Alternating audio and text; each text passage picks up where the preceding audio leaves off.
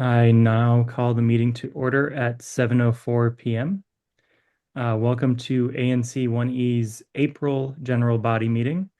A few administrative notes. The meeting is being recorded. I was just verifying that there. Closed caption is available for each user by clicking the button on the toolbar below. You can submit questions through the Q&A function, also located on the toolbar below, and commissioners will be keeping an eye on the Q&A throughout the evening. And if you are calling in rather than participating through the web, you may raise your hand by dialing 9. And I know Secretary Howard is running just a little bit late. Josh, do So you want me to sub for him tonight or until he gets here? that would be great. Thank you, Commissioner Grant. Sure. Would you mind calling the roll? Absolutely. Okay. Commissioner Brown, Present. Commissioner Footer, Present. Commissioner Newland, Commissioner Hawker, Commissioner Howard, Commissioner Jacobson, Present. Commissioner Grant present. We have five of seven, 4 quorum. Yep, we have a quorum. Thank you so much. You're welcome. Per DC law, the ANC 1E meeting was noticed to the community via listservs, social media, our website, and e-calendar. I'll go ahead and share my screen.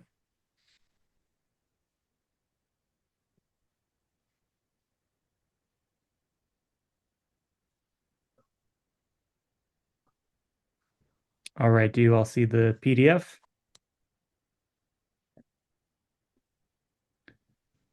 I'm going to assume that is yes, but someone please Yes. correct Yep. me if Yep, I we am. can see it. Yes. I can see it. Yes.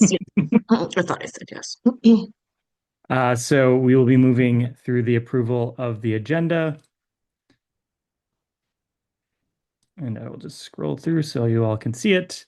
We have the consent agenda, community announcements and presentations, officer and committee reports, and a few other resolutions, and then we will adjourn. Are there any additions to the agenda? None from Just me. a point of clarification. The two resolutions at the bottom, sorry, are those carryovers that were tabled from last month and therefore they're 0401, 0402, or should those be updated? Those should be updated. Thank you for catching that. Mhm. Yeah, those should be. Wait, no, it is. We are in April, so the 0501 should really be Or 05. 0503. Yeah, I'll get that updated. Any other additions or comments? Hearing none, I'll now accept a motion to adopt the agenda. I move by unanimous consent to adopt the agenda. All right, is there any dissent? All right, thank you so much. We will now move to the consent agenda. Just a reminder, all matters listed under consent are considered by the commission to be routine and will be enacted by one motion. Any commissioner may, however, remove an item from the consent agenda by request. The consent agenda includes the approval of the March minutes, as well as the ANC 1E quarterly financial report. There's that. And I see Commissioner Howard has joined, so I'm going to, as well as Commissioner Hawker, so I will promote both of them to panelists. Okay. I'll give them a moment in case they have any questions or concerns about the consent agenda.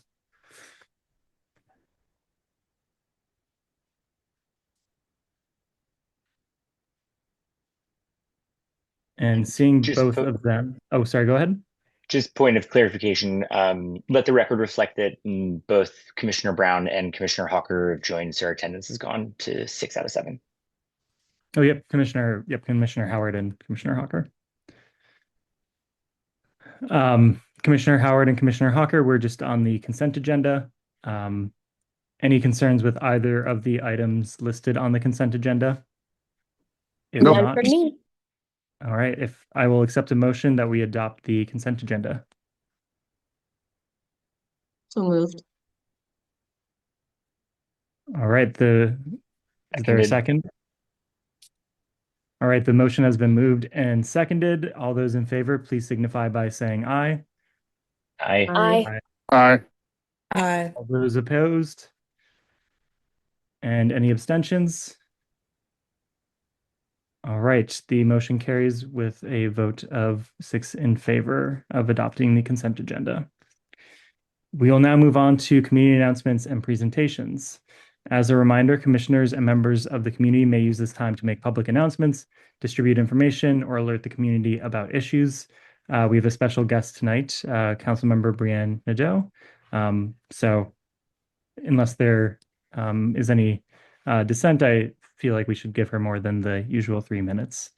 So Councilmember Nadeau, do you want to go ahead and share?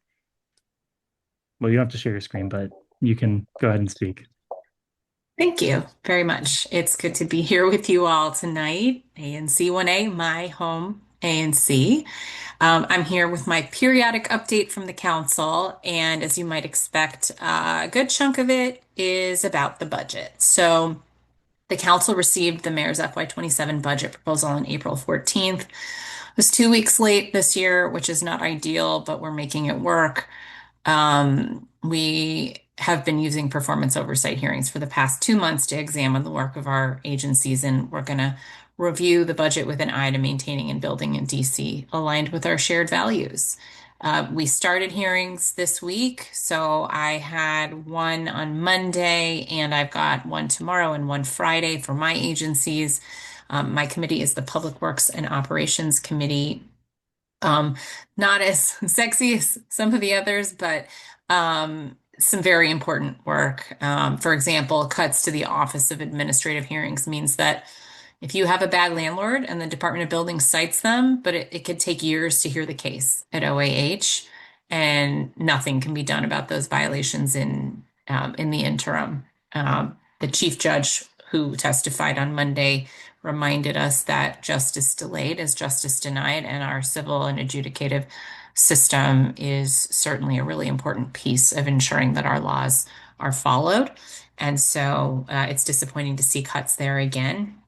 She thinks that the best they'll be able to do with this budget is 65% of their caseload for the next year. DPW is for the most part flat funded. I've talked to many of you individually and collectively about issues at DPW with solid waste management and collection. There is a $3 million increase for sanitation collection and solid waste management, and we'll be digging into what that gets us. One of the things that we've been really pushing on is the promised use of technology to improve services and how that implementation is being rolled out. There is a $1.2 million increase for parking enforcement as well. That is important to address all the scofflaws in our community and those with outstanding tickets and who are parking in ways that are unsafe. And we do encourage neighbors to come and testify before us. You can sign up at dccouncil.gov. If you go to the hearings schedule, you can click right on the hearing that you want to testify at, and you can search by committee and come out and see us and offer your feedback. So beyond my committee is really where the most serious and concerning cuts are. There's $11 million in cuts to our temporary assistance to needy families program. That's our cash assistance program.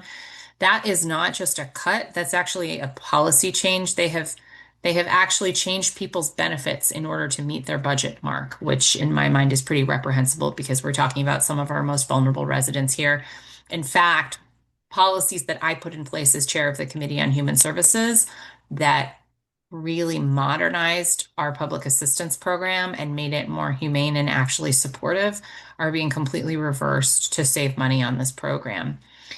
People will lose their benefits and people will lose their supports, and those are the two things that are keeping them afloat right now. There is no restoration in funding for the Alliance, despite underspending and despite the council passing a budget that required contingency funds to be spent on restoring Alliance benefits. With those funds being available, they have still not restored any benefits and they do not plan to. And they've taken any surplus from people not using the program out of fear and rolled that into other programs across the budget.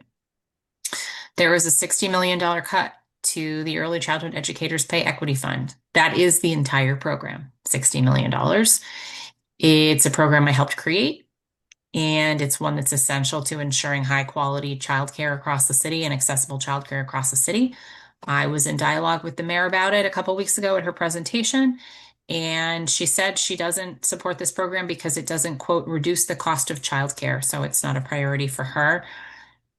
This is a really fundamental misunderstanding about what the program does.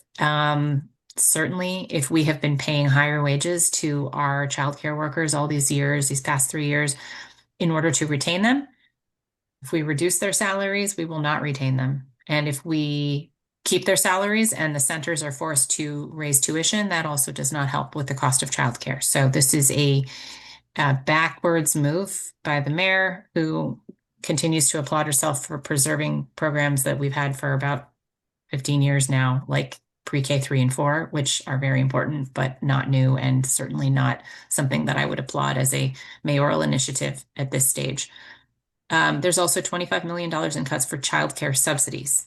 So you can't say on one hand that you're trying to reduce the cost of childcare and that's your priority, and then on the other hand, reduce childcare subsidies. It's literally in the name, by $25 million. This is what makes childcare free and affordable.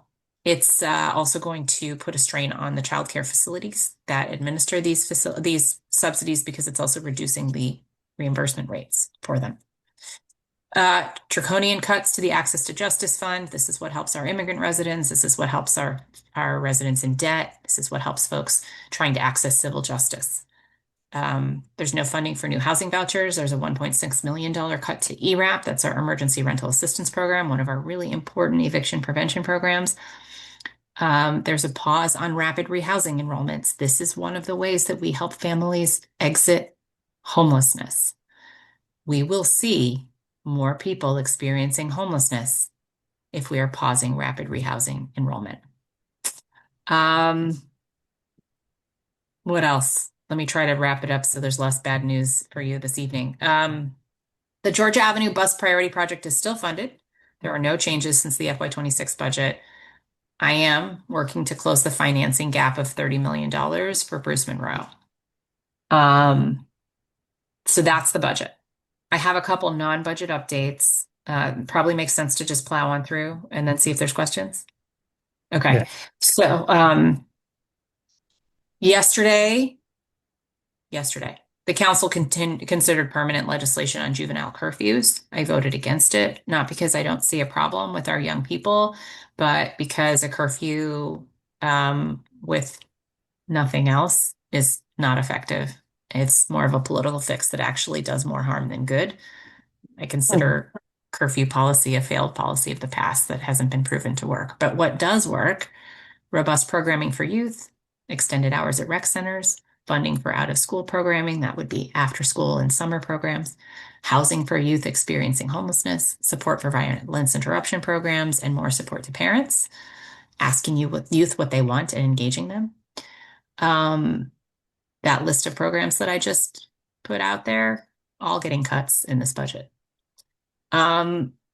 So I've funded some of these programs in the past, and like out of school time and its expansion, and I've advocated for and funded for violence interruption programs, and this is what we need to be doubling down on right now.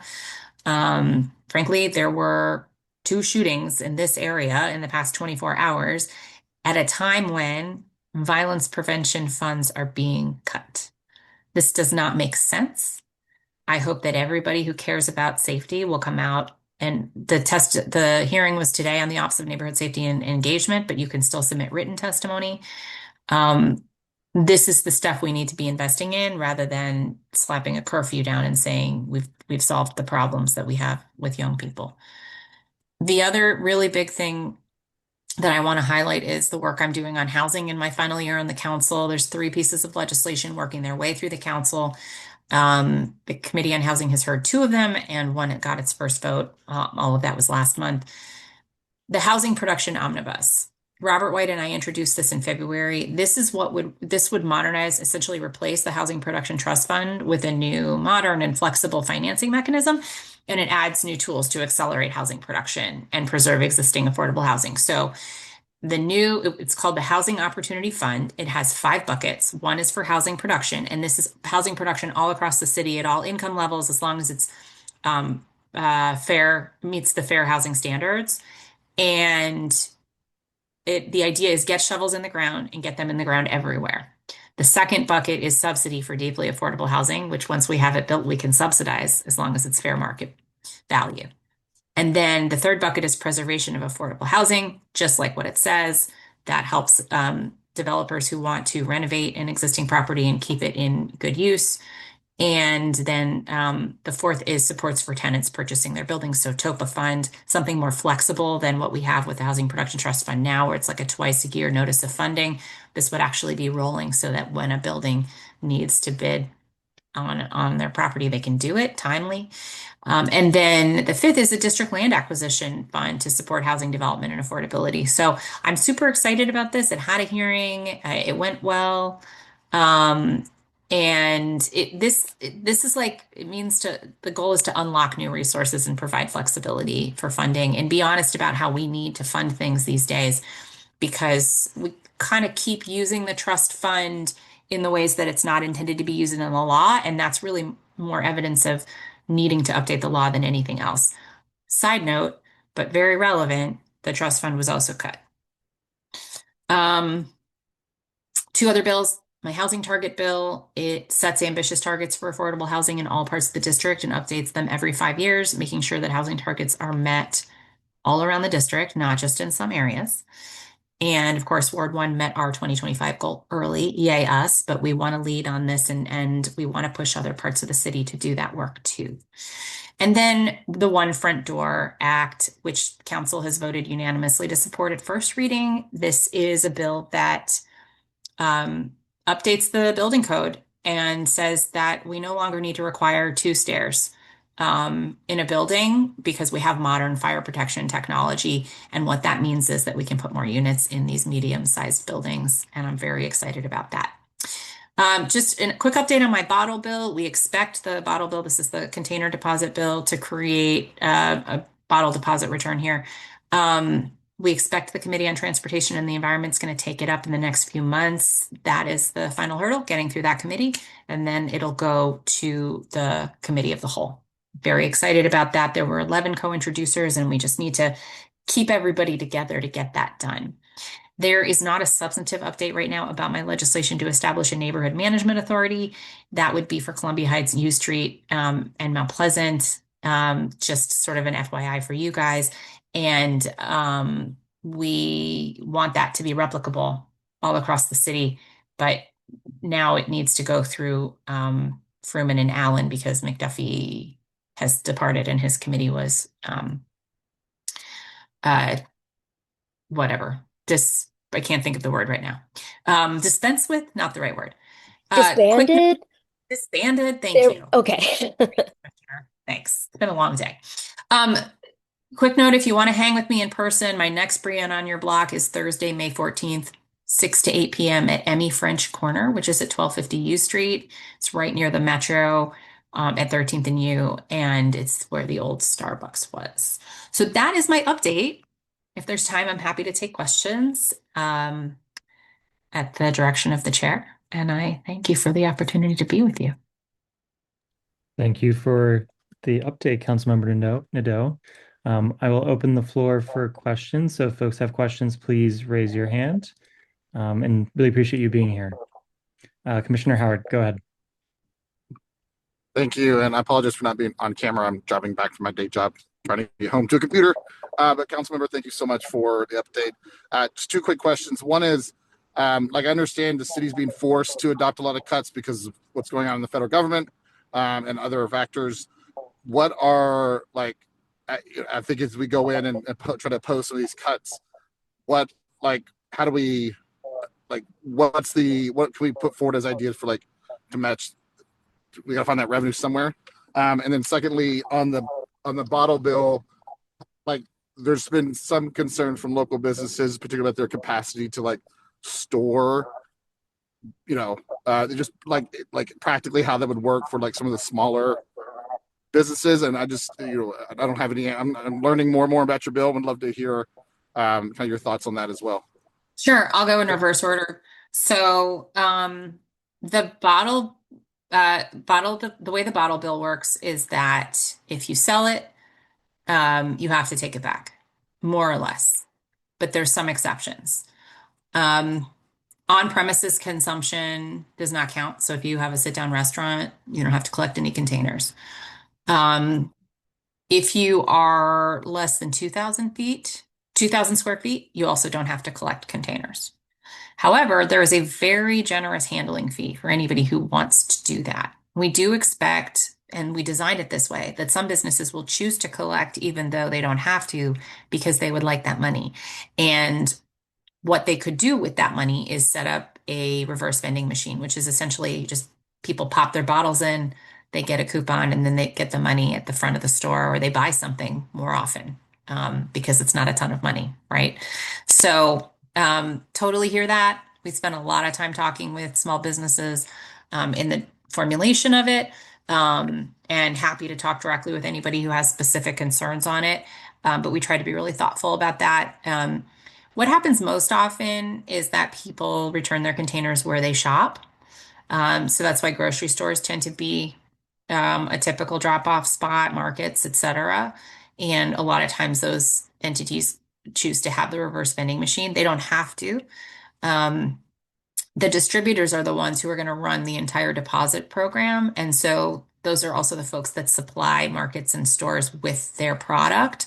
And we do expect that there will be a very logical kind of flow of containers as part of that system. And that also there will be some new green jobs created by entrepreneurs who want to do those collections and benefit from businesses that are getting paid a handling fee to take those to distribution or to redemption centers. So I'm excited about it. I think it's going to be pretty great for our community. You know, we have another neighborhood cleanup coming in Parkview, and I promise you, we last time I joined one of those, we counted up all the bottles and cans, and it was pretty appalling how many plastic bottles were picked up just like in an hour. So we need it badly. We need those to be too valuable for people to throw on the ground. One thing that we have to think about with our budget is the way revenue has been slowing down in the District of Columbia. There's a lot of factors. The federal government and the layoffs is one. But we could go on for hours about what has led to where we are today. I think that we need to start by prioritizing the programs that are most important to our residents, like the benefits and services they need, and build out from there, making our community more affordable by ensuring we have those housing subsidies, that we're building more affordable housing, that we're subsidizing childcare, that we're paying people adequately. Some of the other cuts are to paid family leave and to pay raises for government workers. We're going to be in a bad place if all these cuts go through. And what I think we need to do is make sure that all Washingtonians are paying their fair share. I was meeting with Fair Budget Coalition today, and I learned that just 1,500 Washingtonians hold more than 50% of the city's wealth. Insane stat. Insane. And I don't think that increasing their taxes just a little bit is going to harm them. So that Here, is the here. way we need, thanks. That's the way we need to be thinking about this, and we need to be real clear-eyed about what we're talking about here. We literally have people living in poverty who are about to have their benefits cut, and billionaires who own half the wealth of the city. So to me, it's very obvious what needs to be done. I just have to find 6 other colleagues. Thank you, Councilmember. Do other folks have questions? Otherwise, I have a few. No, just want to say thank you, Councilmember, for that. Very helpful. Thanks, Commissioner. Yeah, so a couple of things that we've been working through. And Commissioner Howard, you might not have seen this, but we had some constituents who have a condo on Georgia Avenue. 3 years ago, they had reached out to DHCD because they were having a lot of issues with their new build of the condo. And it turned out that their warranty bond wasn't on file. They filed a FOIA with DHCD in December of 2023. DHCD said that there really wasn't any sort of warranty bond, so they were out of luck. They went through the OAG process. In the meantime, DHCD was able to get a warranty bond on file, but didn't do any sort of due diligence to tell these people that there was one. So they've been going the past couple of years without knowing and trying to figure out how to pay for all these things by themselves. So thankfully, they learned today that there was one on file, but a bit insane that it took us reaching out to DHCD for them to tell these folks when they knew that this was something that they needed. I've heard from other folks of issues with DHCD. I don't really know what the answer is, but just something that I want to flag because I know that there's a budget oversight hearing with them in a couple of weeks. Me, actually.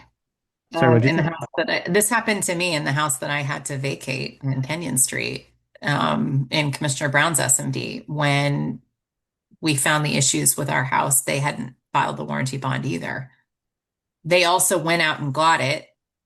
It might have been because of who I am that they went out and got the warranty bond, but it's wild. I mean, we've actually been hearing this for a really long time, and I do not understand why it is so hard. It is a basic function that they shouldn't have their C of O if they haven't filed the warranty bond. So I agree, we need to push on that. And I am on the housing committee, and it's something that we hear too many of these cases. So we'll definitely bring it up. Sorry to interrupt, Commissioner John or Mr. Chairman. So they got that. So they've got that security now on file. They found it. Yep, it's been on file since That's February amazing. 2024. 2 years. No way. Yeah, I really That's hope that it awesome. helps. it's All right. awesome, but also just like, come on. No, I know, but like, it's awesome Yeah. that you're like, These but it's poor not. people. Yeah, these poor people have been suffering 2 extra years. It's horrible. It's horrible. Yeah. And just wanted to flag for other folks that are working through the budget. I made a website, dcbudget.com. I'll do a screen share when it's my. Of course you did. I've gotten a lot of great feedback on it, and it's a much easier way to understand the budget than parsing through the PDF. And I was able to use it to actually find a couple of errors in the PDFs in terms of tables that didn't add up, and there were like $2 million in one of the fiscal impact statements that were that it said that we needed but didn't actually need, so that was good. Excellent. And I think that was it, actually, from my perspective. Any other commissioner that had questions or comments for the council member?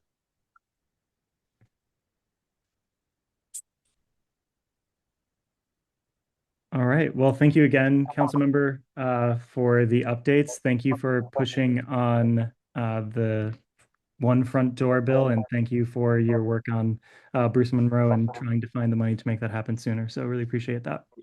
Yes. Thank you guys. I hope you have a great meeting. Thank you. Bye.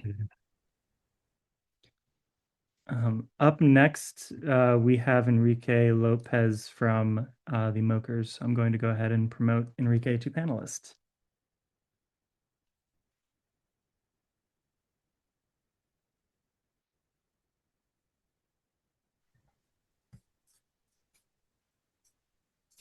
Hello, council members. Can you hear me? Yep, we can hear you loud and clear. Perfect. Thank you. Thank you for joining us tonight. So, 3 minutes and you thank should you. see the timer on my screen. yes, thank you.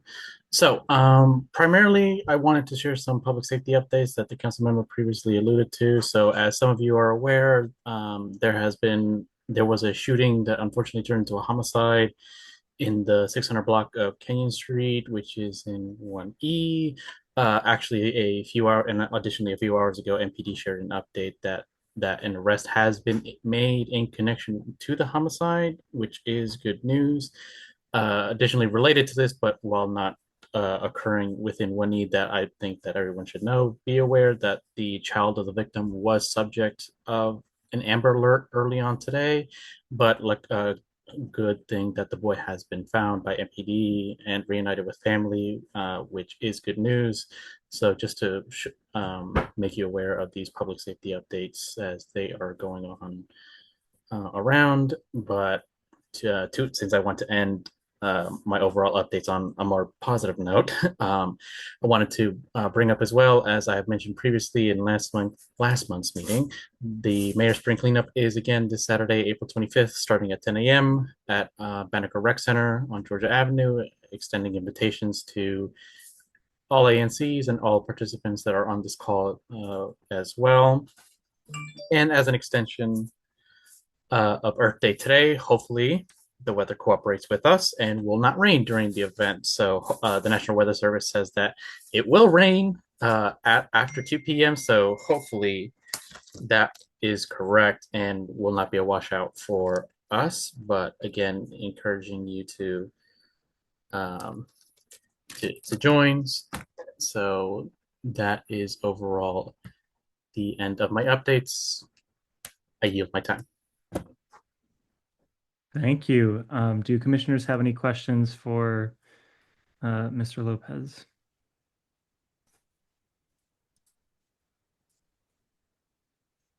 I just had one clarifying for Saturday. Is the plan to clean up Banneker or just the area around it?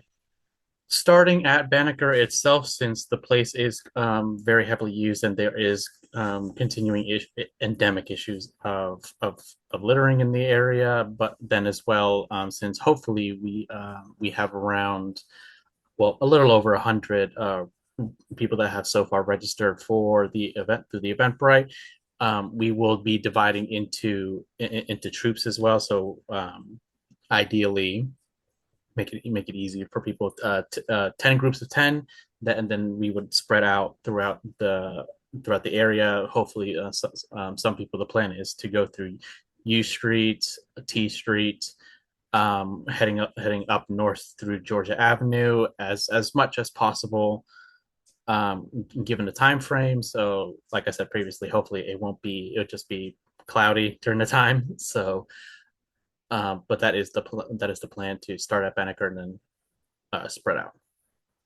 Great. And one issue that I've noticed recently, and Banneker's in my SMD, I'm about a block and a half away from, so I'll try to make it on Saturday.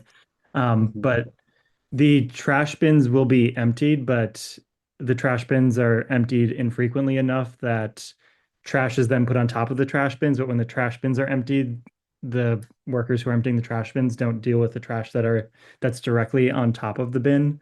So I don't know if we can, train folks to just grab some of that trash quickly, or if we can get the area serviced more frequently, because it might be a little bit better in the coming months because Howard students will be gone, and I know that they utilize the park pretty heavily, and so there won't be as many folks trying to put waste in bins. But anything that we can do to get more servicing of the trash bins in the park, I think will go a long way in reducing the litter.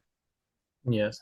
So as Banneker Rec is under the maintenance of DPR, we have been in contact with DPR to make them aware of these issues, since it's not just Banneker, but it's a lot of the frequently used parks, Meridian Hill, um, Columbia Heights Rec.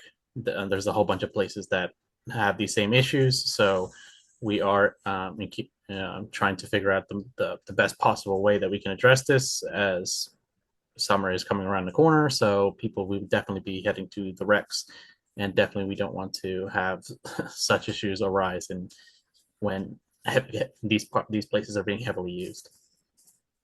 Thank you so much. Appreciate that. Mm-hmm. Commissioner Hawker? Hi, thank you. I just wanted to call attention to a specific area that I've noticed I think is just very difficult to maintain as clean, which is Sherman Avenue as it sort of rounds the corner and turns towards that Whole Foods, but especially on like the curbs, just because I think there's so much parking there. Hard to have street cleaning. There are not a ton of public trash cans. So if we could send a team specifically down Sherman Avenue, towards the Whole Foods at the very end. It's sort of past the fire station. It's just something I've noticed has been pretty difficult to keep clean. So if we could specifically focus a team down there, I hope to be there on Saturday and I'll be there to remind people, or it'll just be me and a trash bag and as much energy as I have. But I did want to point that area out specifically and request that we do focus on that as well. I've made a note of this as well, so thank you. Thank you. One clarifying question as well before I get into the other point that I was going to make. When you mentioned the street cleaning, are you mentioning that there has been missed street cleaning during? I have not had a chance to stop and read the schedule in that area. What I will say is that the curb area is where all the trash collects. So I would Mhm. assume there may be some issue with street cleaning. I don't want to say I've noticed missing street cleanings. I've just noticed trash tends to stay along that edge of Sherman Avenue. Okay, because I was going to say that because if there is missed street cleans, this is definitely something that we can bring up with DPW, as again, this is unfortunately endemic to a lot of the areas in Ward One, but also as well if there are if residents are leaving their cars during street cleaning days, we do DPW does have the authority to tow cars. So I'll keep and my eye out and I'll let you know next month if I see any correlation to actual street cleaning. But for right now, all I can say is that it just seems to be hard to keep that area clean. So I'll let you know what I notice and if DPW sort of has a role to play. And I can comment on that area specifically really quick, and then we can jump to Commissioner Brown. Uh, Honestly, I think half of the problem is that there are a lot of folks that go out on U Street that will drive in and park their car there, and for whatever reason, they think the best thing to do in that moment is to empty the trash from their car and put it on the sidewalk. It's not as bad Literally, on yes. the It's east so side of strange. Sherman, but yeah, the west side of Sherman, I've just witnessed it myself, and it's very strange. There was also a trash bin, like a private trash bin that was just sitting on that portion of Sherman for a couple of months, but I was able to get DPW to remove that. So maybe that'll help with some of the litter, but we'll find out. Commissioner Brown? Yeah, this is a separate issue, but very there are parallels with this conversation. It's just the inconsistency with DPW and the street cleaning. Because some of my constituents have been telling me that they move their cars and DPW will just, either not show up or bypass uh, uh, just bypass the street when they're clearly cars not there. And I can just attest to this. This happened quite frequently on Irving Street, and some of my constituents have gone out and even taken a video of DPW just just driving past with the street being like there just being no cars there. So I don't know if this is a consistent practice in Parkview versus other communities, but definitely we need some consistency there, especially when our constituents are saying it's not the cars are being moved. Um, and even if the cars are there, DPW needs to come out in a timely manner to remove the cars and ticket and tow so that street cleaning can come. So this is just kind of like a systemic issue, all within DPW, and it needs to be some consistency in that practice. And I'm happy to share the streets, but if other commissioners have an issue with this, member districts, then this tells you it's a larger problem in our side of the ward. Yes, so I do. Please do forward me those particular streets so that way we can explicitly mention that to our contacts at DPW, because I am aware that as Councilmember Nadeau has previously mentioned, that there has been changes to redistribution of routes with DPW. So getting those kinks worked out primarily, but as mokers, we definitely can put a little bit of pressure on DPW to address these particular areas. If you do share those with me. Yeah, it's not a new issue. It's just inconsistency across the board. Thank you. Mm-hmm. Thank you, Commissioner Brown. Commissioner Grant? Yeah, I would just add to that. I think it's an issue of quality control. We have actually gotten to a point on Water Street where neighbors literally sweep their trash into the middle of the street or close to the middle of the street in hopes that the truck will sweep it, will clean it, and they actually still bypass it. So, they're just not even making an attempt to pick up the trash to sweep up the trash that's there. And that's very concerning to me. And this has happened many weeks in a row. And I've been one of those people sweeping the trash for them into the close to the middle of the street, and they still go right by it and don't end up sweeping anything. Oops. Thank you, Commissioner Grant. Any other folks have questions or comment for Mr. Lopez?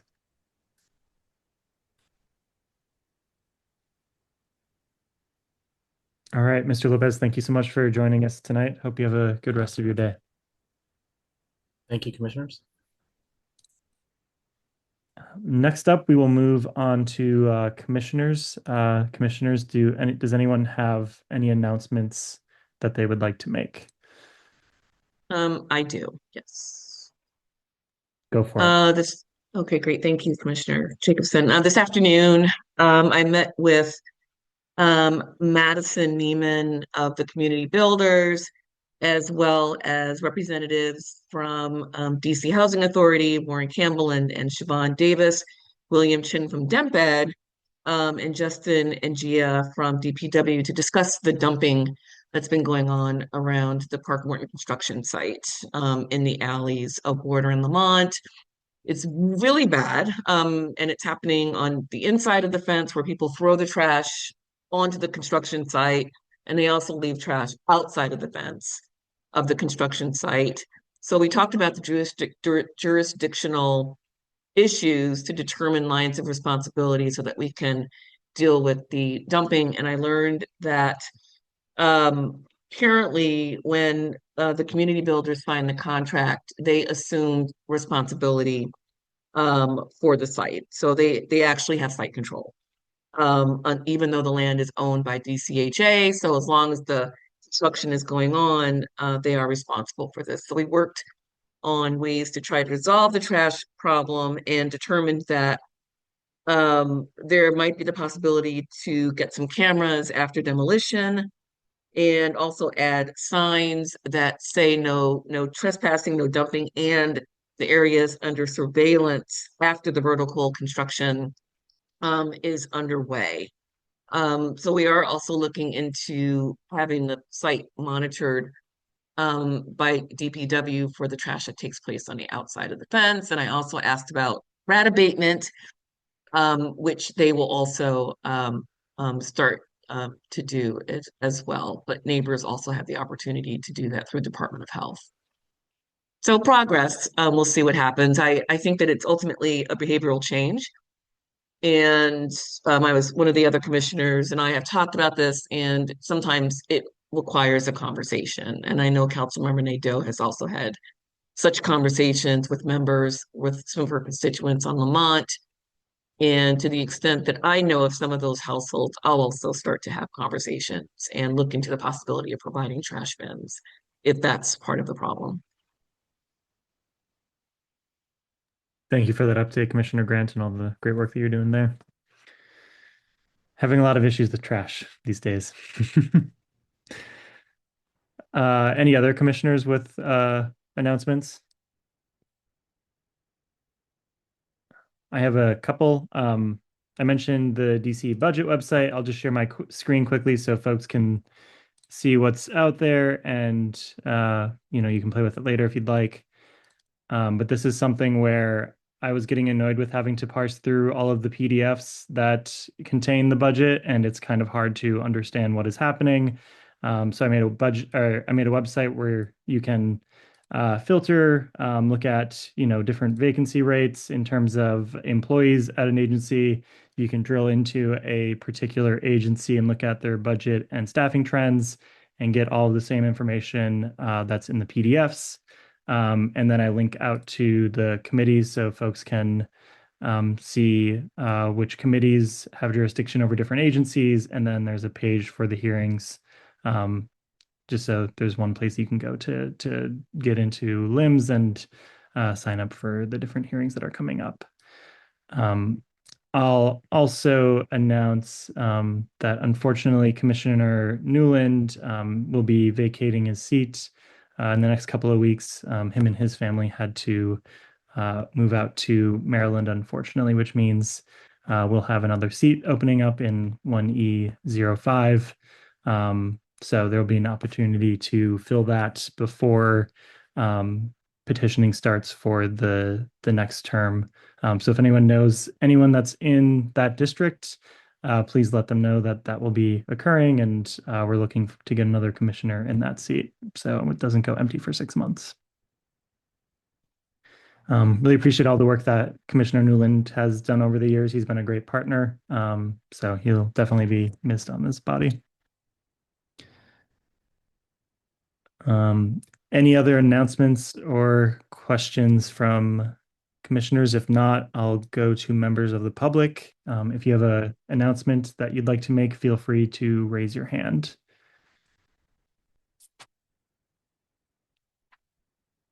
Actually, there's one more from my perspective. The Georgia Avenue Special Committee on Economic Development will have our first meeting on Monday. That'll be more of a brainstorming session.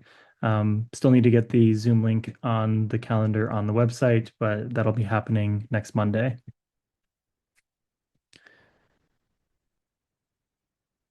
All right, seeing no hands raised in the audience, we will move on to officer and committee reports.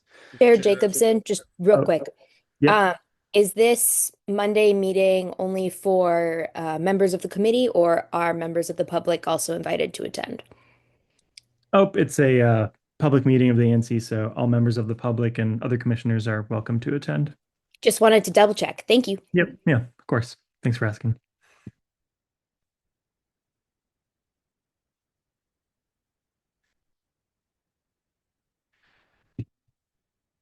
All right. First up is Transportation and Public Space Committee. I don't believe they had the chance to meet this month, but they will be meeting on Wednesday, May 6th, which is 2 weeks from now. There are a couple of resolutions that they'll be considering at that meeting. So more to come there. And we'll move on to zoning and economic development with Mr. McDaniel. I believe I attended this. My brain is a little foggy right now, if I'm being honest. But there were no resolutions from the committee, and we already shared the update regarding the resolution that they considered at last month's meeting for DHCD. So some really great news there for those folks in that condo on Georgia. If anyone has anything to add here, please let me know, but I don't see any of the chairs for these committees on the line. And then public safety and engagement, they were unable to meet this month. We will need a new chair for this committee. So if anyone is interested in this body or knows a member of the public that might be interested, please let me know and we can go ahead and appoint them at the next meeting. They will be considering a resolution for the chili cook-off that is put on by District Bridges in their May meeting, because they will be seeking some grant funding, and that grant funding has already gone through the OANC approval process, so we're good there.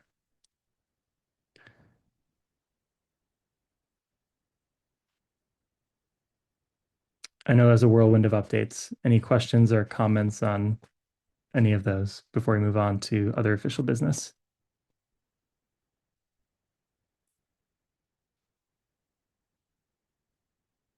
Okay, I don't see any commissioners or attendees, so we can move on. First, okay, so for other official business, these items are before the commission for formal consideration. We may discuss, amend, defer, reject, or adopt each item. And I may open the floor to the public for input on items and may place limits on discussion time and the number of speakers. Any action requires a quorum and majority vote, and if adopted, becomes an official action of ANC 1E. Commissioner Howard and I have been talking about the District Road and Fertility Control Pilot. To be totally honest, Commissioner Howard, I did not get the amendments in that I wanted to get in here. So I don't know what your opinion is on just holding this for the next month, because okay. I'll just tell folks that I had a constituent reach out about the city's announced rodent fertility control pilot program. And just the idea was drafted a resolution that would, if they're looking at where to deploy their efforts here at rat, reducing the rat population, I was going to make a pitch that they consider ANC 1E as a top priority area. That was before I knew our chairman was a rat fertility expert, at least an amateur one. So he has some really good ideas that we want to kind of revamp this language a little bit and tackle before we vote on it. So I'm just going to ask that I leave this on here, but won't make a motion to introduce it, and that we will bring it back to the next meeting. So, Mr. Chairman, I think I don't think we need to do anything, because I'm not going to, I will withdraw my motion at the time and then introduce it next month. So I think we just skip it. Sounds good. And just to give other folks context, just to be fully transparent, I've been talking to different folks in district government around fertility control options. I have some feedback for them on their current approach here, and I was somehow connected to a world-leading expert on rodent fertility control. So I'm organizing a call between her and the Department of Health, hopefully next week, so she can learn more about what they're doing and give feedback on other ways to approach it.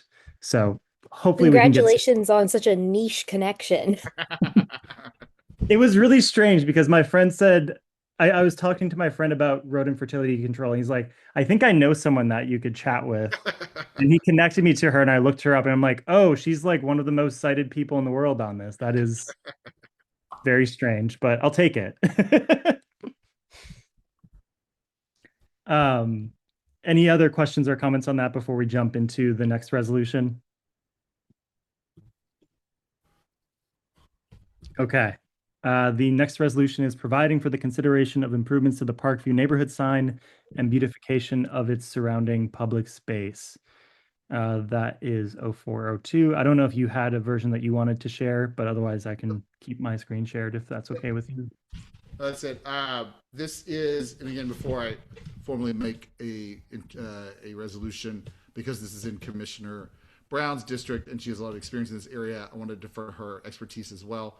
But I think the Parkview sign, which is, anytime you Google Parkview, it's what comes up. It's kind of like the iconic sign of entrance to our Parkview neighborhood. The sign is fine from what I can tell, but the grassy area around it is half grassy, half dirt. There's no plants. So just thought when the weather's this nice to ask the Transportation and Public Spaces Committee to look at how we could beautify that. And it's either, I did find out from ONC that there's a lot of things that we can do. We can expend funds, or we can each have a nonprofit submit for a grant, or we can petition the city, or kind of three different options. And so really the idea was to kick this to the Transportation and Public Space Committee and discharge them with looking at how we can do this and how best, and to come to us with a recommendation by next meeting. So it doesn't take a position on anything other than look and see, you'll scroll down there, resolve that it directs the TPS committee to assess, scroll up a little bit, sorry. The parking neighborhood sign and surrounding place, see what opportunity or needs they think exist. The scope of work may be required to present its findings, recs, and recommended project budget if necessary at the next meeting. And then it says there is authorized and encouraged to engage relevant district agencies, residents, and other experts to carry out the directive. So basically authorizing them to talk to the various cities, agencies, and figure out what we can do here. I know Commissioner Brown has some ideas, so I want to defer to her and ask if we think this, I'm fine holding on this, we can do this ourselves, or, I defer to the group here of what they're kind of wanting, but Commissioner Brown, I'd love to kick it to you. Yeah, and thank you, Commissioner Howard. So just for background, the Parkview community advocated, particularly neighbors on Irving Street, advocated for the replacement of this Parkview sign. So you see the new sign there, and the area is in constant need of beautification. So when that sign went up, and folks lobbied this ANC when it was ANC 1A, the chair, I think it was Ken at the time, basically encouraged in the form of a mandate that yes, the ANC will support resources for the sign, but it's up to the community basically to beautify the area. And the community did rally a lot to beautify this area, but sustaining it and finding volunteers to maintain it. To the degree where it's fully beautified has always been a challenge. We had Georgia Avenue Thrive come in and beautify the area. We have clean teams that comes in and beautifies the area, clears the litter, weeds the area. But to put up things like flowers, plants, and things like that. If we do that, if this commission comes together and puts some grants together and gives it to the community to embed, then it is up to the community to continue the maintenance and beautify it. It's not one of our agencies that is responsible for being responsible for this plot. It is the community. So if we put something there, then we must sustain it. And there's been a lot of efforts that took place, beautification efforts, perennials, annuals that have gone in. So that's just kind of an ongoing thing. So we can continue to work with the clean teams to help to maintenance the area, but to beautify it for sure. But we need the will of people to really uphold that on a regular basis with consistent turnover. That's just been a challenge. So I don't know if there's a need to investigate. There's some background for you, and would love to get some recommendations on how to sustain that. Yeah, and that's kind of what I was after by giving it to the committee to come up with a community engagement. I think we mentioned community engagement in there. Can't hear you, Yeah. Brad. Oh, you can't hear me? No, Your mic is pretty soft. It sounds like Oh, you Is have that better? it's very soft. You have a great cat. Your cat's cute, by the way. Thank you. Is that better? Can you hear me now? much better. Okay, great. He wants to go out. She wants to be yeah, he's trying to escape. Yeah, and the idea was that like the whole point of this resolution is essentially to express intent that we want to see the area, taken care of, because right now it's just dirt. And so and that we would engage the committee to engage the public essentially, and come up with a plan on how to do that. Like I said, I did get clarification from OANC that we can either use our own money or we can give a grant out or we can, petition, city agencies or whatever. So all options are on the table. Given that there's so many different options here, I was going to task TPS to just figure out a way to do it, or to give a recommendation if they think we should do it at all, But just so you know, the vote on this would be that it is our expressed intent to try to get this sign area beautified by Labor Day. Just because at that point you enter winter season, it's hard to keep things alive. And I think the question is who. Right, and that's what I kind of tasked the committee with the resolution is like, go figure that out. I see Commissioner Footer raise his hand and then Commissioner Grant. I just was going to ask, do you think that we need a resolution? I mean, the commission can delegate any topic and not command, but request the committee to investigate and submit a report. Like, we can tell them to do it. We don't need a formal resolution and vote on the ANC level to tell the committee to do something. Do you feel like that maybe the resolution, taking out that TSP part and giving the resolution as like a template or beginning draft and telling them to please update this resolution with what their findings are so that we can adopt it quickly? Do you think that that might be a course of action? I'm open. I was just thought it's always helpful for committees to know exactly what we're asking of them and to have it in writing. So that was my theory here. Essentially referring this resolution to the committee, or essentially this resolution would charge the committee with doing this thing and bringing a report back to us. And this is what we're asking for. So it just kind of formalizes that ask and lets them be very clear what we're wanting. That was kind of, it's more of like, this is what we do in Congress. So that's why it's just my instinct that came to my head. But any process I'm open to. Like, I don't, as long as the debate That makes happens, sense. I don't care. Keeps Yeah. it keeps it straightforward. The one thing that I would just add is I haven't had an opportunity to read it, but if district bridges hasn't been engaged, they may be a good partner. They were very helpful in the when we were doing the partnership with District Bridges, ANC, and Georgia Avenue Thrive for the cleanup stuff and setting up a cadence for, each party was responsible for it each month and kind of leapfrogging it. So they could be another one that could be helpful. Yeah, I intentionally didn't list agencies by name. I just said engage relevant. I said authorized and encouraged to engage, district agencies, residents, and other experts or professionals. Yeah, I'm sorry Awesome. to interrupt. Just know that clean teams, we have a contract for them to maintenance it, but not beautify it, like putting plants down and stuff like that. What does maintenance mean? Just is maintenance just the Clean, slang? like cleaning the weeds and Okay. the litter and stuff like that, but to actually like beautify it, put plants down, it needs money and volunteers. And just for Just like to what, state it, oh, can you guys hear me? Brian. Yeah. Yeah. And to that point, like, a lot of other neighborhoods do. This is pretty common practice. Like LaDroit Park, the ANC will help fund like getting flowers and doing that kind of stuff. But then the Civic Association is the one that actually has like they organize it. So they just come. The Civic Association comes to the ANC with a grant request, and then they fund it. And then it's really the Civic Association that actually is responsible for doing it on an annual basis. Yeah, that's one of the options that are certainly available to us. Thank you for your insight, Commissioner Footer. Commissioner Grant?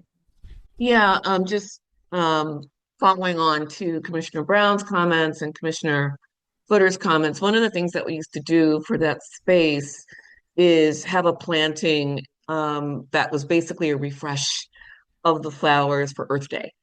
Oh, that's cool. And so that would hold for basically the rest of the warm season. Earth Day is today. We've missed that opportunity, but we can still build an event around another holiday like Memorial Day. That would be the next best opportunity.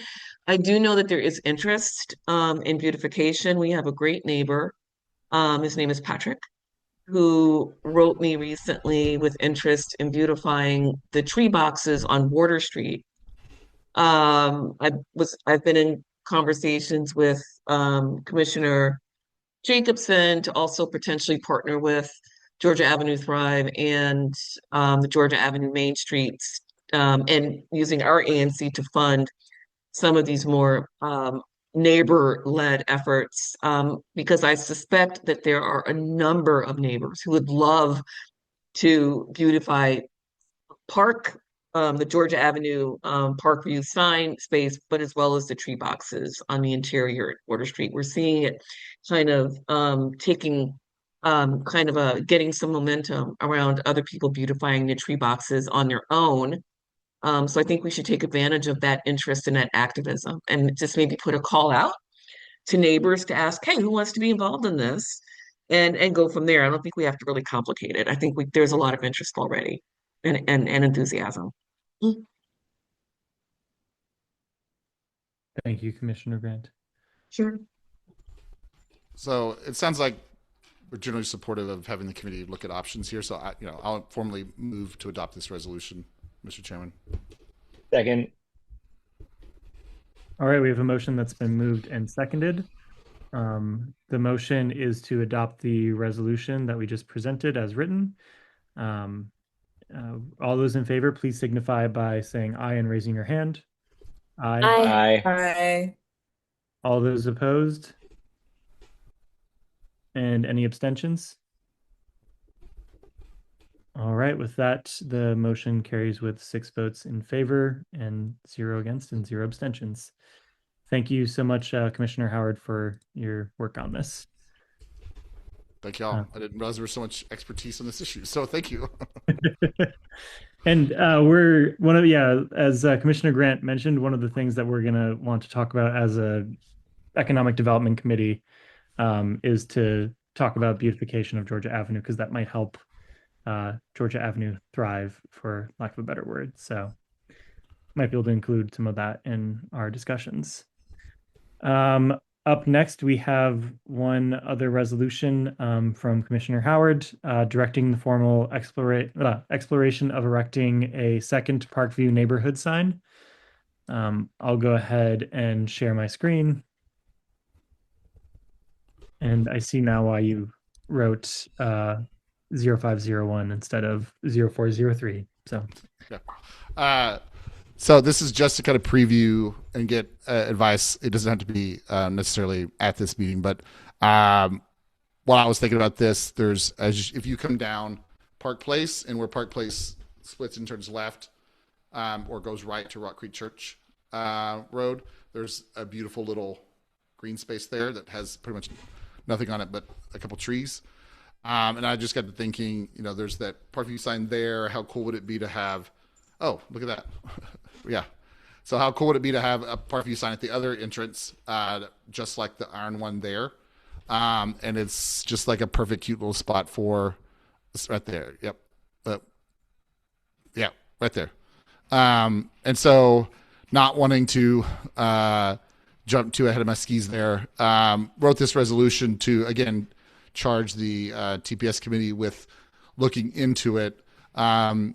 This would essentially says, whereas the welcome sign in Georgia Avenue is a well-recognized and valued neighborhood feature, whereas this is a major entrance to the area, whereas ONC says this is something we could do, whereas ANC 1E wishes to establish a formal process for evaluating whether a second sign should be pursued, that resolved that this resolution would support a formal process to consider funding the construction, erection, and maintenance of a second Parkview neighborhood sign modeled on the existing one, that ANC directs the TPS committee to conduct an informal feasibility study. So looking at erection, maintenance, et cetera, how that would work, working with city agencies and other folks to, figure all that out and then come back to us with a recommendation.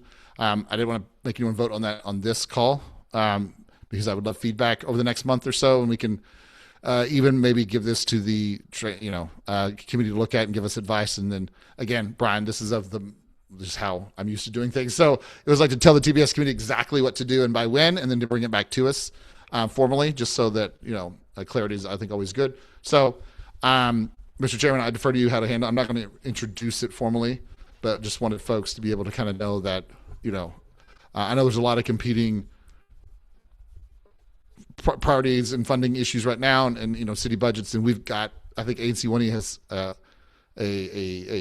some money here to spend, and we can only use it on very specific things. The council is in charge of everything else. And so, I think neighborhood signs are always a good way to build neighborhood pride and spirit. And that iron sign is just so iconic, and that I don't think it would be intrusive or large in any way. But again, this is just my personal opinion. And so I wanted to throw it out there for us to kickstart that process and just, test the waters and see what interest there might be. But that's it, Mr. Chairman. Thank you, Commissioner Howard. Commissioner Fedor, I see your hand raised. Yeah, I guess more question for Commissioner Brown, because you'd mentioned you had some experience in this. When you guys did the sign on Georgia Avenue in your SMD, was that something that the ANC they could pay for, or is that something that only the government could pay for because that's a government service? I mean, it's the same thing. ANC's government money. Kent has more of that background than I, because that happened the year before I became an ANC, but I was following that whole process. But the ANC did pay for the sign. And I think the agreement was that the community would agree to beautify that area. And so Kent probably knows. Actually, I can actually put you in touch, Brad, with some of the folks that were responsible for going to the ANC and purchasing the sign, and then getting the person to to design the sign and put it up. But the ANC did pay for it, passed a resolution on it with the agreement that it would be the community that would beautify the area. And I would suspect, given the lack of foot traffic at this spot and the natural grass that grows there, like it may not need much ongoing maintenance except the typical mowing. But again, part of that informal feasibility study, I would leave to TPS to kind of consider and talk to experts and, give them a couple months to look at it. You definitely have an in-house resource because Kent was chair at the time and he was there. Yeah. Fantastic. Yeah. This is right. I think in his neighborhood. Actually, Brian, is your hand up or? Oh no, I was done. Actually, Brad, in that area, there are also a lot of neighbors who are interested in beautification. I don't know if you've noticed, but there is a little triangle that was created after they did some road improvements, and the neighbors just spontaneously put plantings in there themselves. There's a guy on that street who is a florist or does landscaping. Oh, wow. And so they've done a lot of their own projects, including building a little playground I saw that. across That's really the cute. street. But yeah, I think there are also some neighbors who are very interested in the beautification piece as well. Would be more than happy to keep that going as well. And Commissioner Footer? Brad, is this right on, or Commissioner Howard, is this right on the edge of your SMD in Ward 4?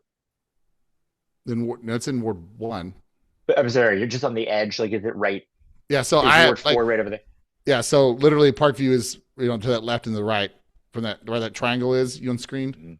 Everything behind that spot is a different ANC. I don't know if it's the ward line or not. I think you're the ward line. Okay, yeah. Might be worth partnering up with your neighboring commissioner in Ward 4 and see if we could jointly do it. Well, because it'd be a Parkview sign, and that neighborhood's not Parkview technically in Ward 4.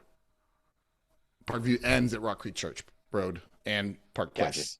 Yeah, so I mean, sure, but it's not in their ANC or ward or the neighborhood. So I certainly think we should talk to them, make sure they don't oppose it by any means. Yeah. But yeah, technically Parkview ends at that Rock Creek Church Road and it switches to Petworth. So we have to get a welcome to Petworth sign on the other side then, right?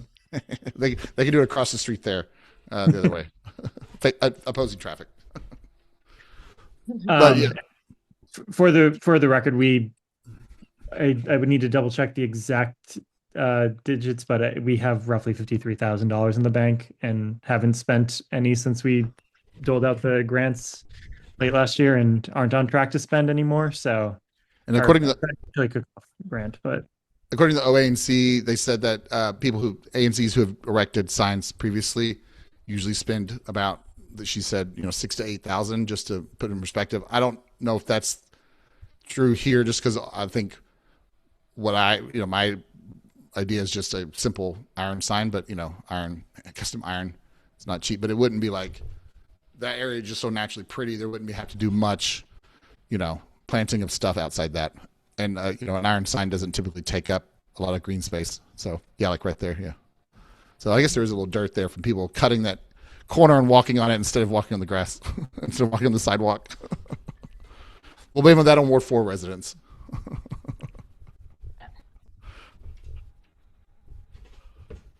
Anyway, so that's, I mean, if you guys feel comfortable with this now, we can vote on, but I didn't want to put that on anybody. So we can consider it in May. Yeah, I think we probably need to figure out what the exact cost is, right? And that's really what we want to prove, or that's what we tasked the committee with finding out. Oh, I see. Yeah. Yeah, I see. I mean, if you don't, I'll make a motion to do it. Like, why wait? Okay. So I'll introduce the bill, and Brian, if you want a second, that'd be great. Yeah. All right. You want to change the resolution number then, Josh? To yes. 0403 or 042, I guess. Also, I'm digging this new design. So I tested that out and told Josh too. I was trying to just play with it and make it look a little nicer. It does make a little bit more sense when you're looking at it in a Word doc because the other one, it looks all over the place, but this actually looks pretty. So appreciate you working on that, Commissioner Howard. Hey, it's the small things as secretary. Yeah, and I'll update the number of the previous one to be 0401, and then we will get rid of the number for the rat one. But yes, there's been a motion and a second to adopt directing the formal exploration of erecting a second Parkview neighborhood sign. And since there's been a motion for the vote and a second, we will go ahead and count the votes. So all those in favor, please signify by raising your hand and saying aye. Aye. Aye. All those opposed, please signify by raising your hand and saying nay. And any abstentions? All right. With that, the resolution is adopted with a vote of 6 in favor, 0 against, and 0 abstentions. Thank you all. I really appreciate it.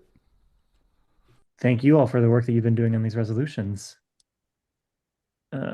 There is the agenda. Just inspired by spring and everything blooming.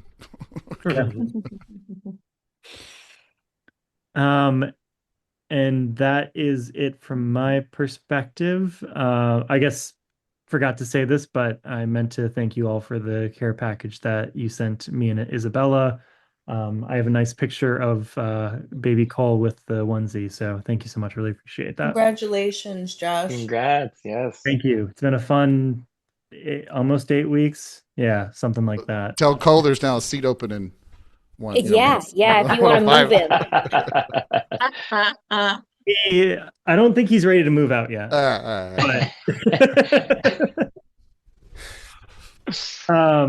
Any other questions, comments, concerns for the good of the order? All right, with that, I'll adopt a resolution to adjourn the meeting. Second. Move.